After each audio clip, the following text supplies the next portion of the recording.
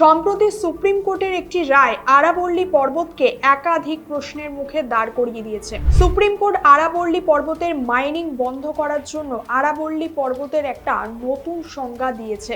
আর সেই রায় চিন্তিত সাধারণ মানুষ, কেননা সুপ্রিম কোর্ট স্পষ্ট বলেছে যে পর্বতমালার উচ্চতা স্থানীয় উচ্চতা থেকে 100 মিটার বা তার বেশি উঁচু হবে, শুধুমাত্র সেই পর্বতমালাকে আরাবল্লী পর্বত হিসেবে ধরা হবে। আর এরপর থেকেই নানান জল্পনা শুরু হয়েছে আরাবল্লী পর্বতকে কেন্দ্র করে। প্রশ্ন উঠছে যে তাহলে 100 মিটারের কম উচ্চতা সম্পন্ন আরাবল্লী পর্বতের ভবিষ্যৎ তাহলে কি? ভারতে আরাবল্লী পর্বতের 90% অংশ এমনও রয়েছে যার উচ্চতা 100 মিটারেরও কম। তাহলে ওই 90% অংশের অবাধে মাইনিং চলবে, যার কারণে ব্যাপক পরিমাণে ক্ষতির মুখে পড়বে উত্তর পশ্চিম ভারত।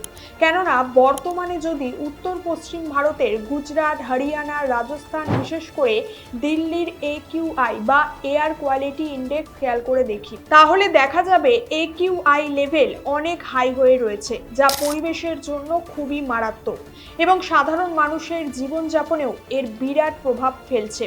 এবার এই মুহূর্তে যদি 90% অংশকে আরাবল্লী পর্বতের তকমা দেওয়া না হয়, সেক্ষেত্রে পরিবেশ দূষণ আরও তীব্র মাত্রায় বেড়ে যাবে, যার ফলে ওই অঞ্চল এবং পার্শ্ববর্তী অঞ্চলের মানুষরাও ব্যাপক ক্ষতির মুখে পড়বে। কিন্তু প্রশ্ন হচ্ছে, এই 90% অংশের উচ্চতা এতটা কি করে কমে গেল?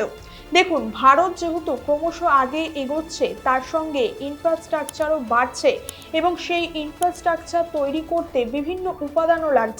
আর তার জন্য প্রচুর পরিমাণে মাইনিং করা হচ্ছে ওই পর্বতমালার অঞ্চলগুলিতে, যার কারণে আরাবল্লী পর্বতের উচ্চতাও ক্রমশ হ্রাস পাচ্ছে এবং পাশাপাশি AQI লেভেলও বহু গুণে বেড়ে যাচ্ছে। অন্যদিকে আমরা জানি প্রায় 2.5 বিলিয়ন বছর ধরে দেশের বিশাল অংশকে মরুভূমির তাপ থেকে রক্ষা করছে আরাবল্লী। রাজস্থান, হরিয়ানা, গুজরাট ও দিল্লির মতো জায়গাগুলোতে রক্ষা কবচের মতো কাজ করে এই পর্বতমালা। কারণ থর মরুভূমির বাতাস যখন হু হু করে উত্তর ভারতে প্রবেশ করতে ধেয়ে আসে, তখন আরাবল্লী পর্বতমালা এর মাঝে দুর্ভেদ্য পাঁচিল হয়ে দাঁড়িয়ে থাকে। কিন্তু এই আরাবল্লী এখন বিপদে।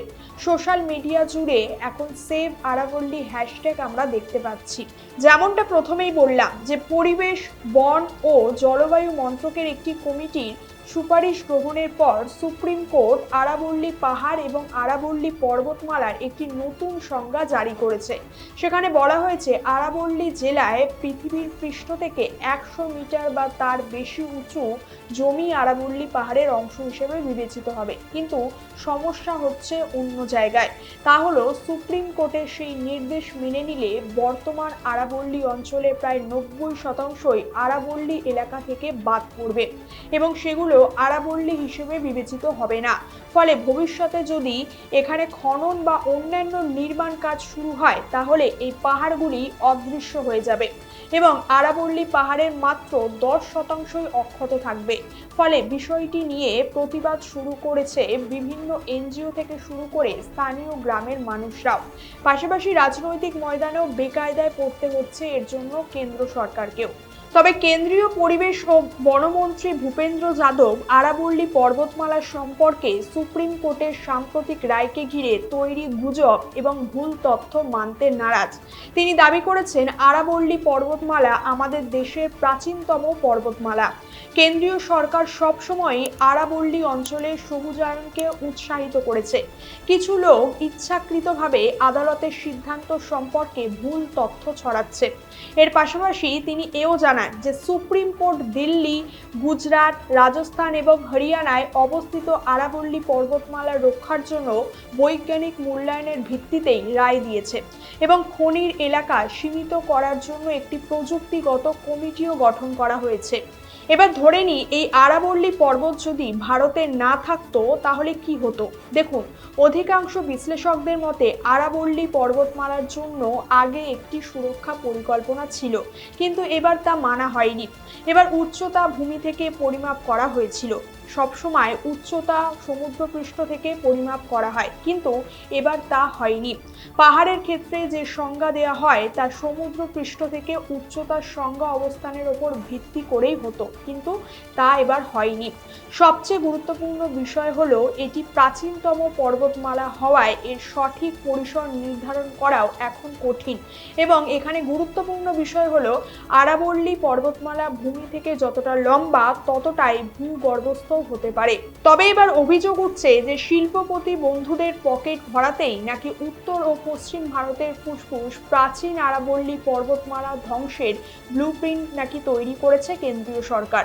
সেই কারণেই নাকি কয়লা ও নির্মাণ শিল্পে ব্যবহৃত পাথরের অভূত ভাণ্ডার আরাবল্লীতে খনন কার্য চালানোর আইনি পথ সুগম করা হচ্ছে। তবে সেই সমস্ত বিতর্কে জল ঢেলে কেন্দ্রীয় সরকারের তরফ থেকেও একটা স্পষ্ট স্টেটমেন্ট জারি করা হয়েছে, আর তা হলো আরাবল্লীতে খনন কার্য হলেও 90% আরাবল্লী থাকবে সুরক্ষিত। কিন্তু সরকারের এই স্টেটমেন্টের পরও মানুষের মনে এখনো থেকে যাচ্ছে নানান প্রশ্ন। তার কারণ ভারতের ভূপ্রাকৃতিক দিক থেকে আরাবল্লীর গুরুত্ব অপরিসীম। হরিয়ানা থেকে শুরু করে রাজস্থান, গুজরাট ও দিল্লি পর্যন্ত বিস্তৃত আরাবল্লী পর্বতমালার জীববৈচিত্র্য তো বটেই, এইসব অঞ্চলের জলের প্রধান উৎস এটি। এখান থেকেই উৎপত্তি চম্বল, সবরমতী ও লুনির মতো নদীর। তাই তা ক্ষতিগ্রস্ত হলে পাহাড়ের বাস্তুতন্ত্রে গুরুতর এর প্রভাব পড়বে। রাজস্থানের থর মরুভূমির বিস্তৃতিও আটকায় এই আরাবল্লী। এই পর্বতমালা না থাকলে দিল্লিও মরুভূমির কবলেই চলে যেত। ফলে পরিবেশ কর্মীদের দাবি, আরাবল্লী যদি খনি, রিয়েল এস্টেটের মতো কর্পোরেটদের হাতে পড়ে যায় তবে আরাবল্লী থেকে পাওয়া নিরাপত্তার 90% নষ্ট হয়ে যাবে। ভয়ঙ্কর দূষণ তো বটেই, সেই সাথে সর্বনাশ হবে জীববৈচিত্র্যেরও। ভূগর্ভস্থ জলের রিসাইকেলও কমে যাবে এবং সেই সাথে জল সংকট চরম আকার নেবে।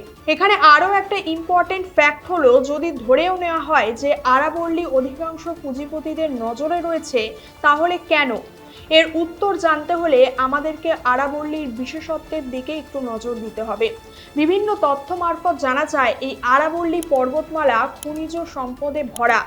স্যান্ডস্টোন, লাইমস্টোন, গ্রানাইট, মার্বেল পাথরের বিপুল ভাণ্ডার রয়েছে এখানে। এছাড়াও সোনা, তামা, দস্তা, লেডের মতো মিনারেল সমৃদ্ধ এই পাহাড়। ফলে দীর্ঘদিন ধরে পুঁজিপতি শিল্পপতিদের লোভাতুর নজর রয়েছে এই পর্বত শ্রেণীর ওপর।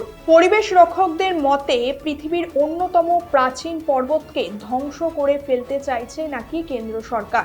সেটি শুধু মরুভূমির প্রসারে প্রাকৃতিক বাধা হিসেবেই কাজ করে না, দেশের একটা বড় অংশে জল ও বিশুদ্ধ বাতাস সরবরাহ করে।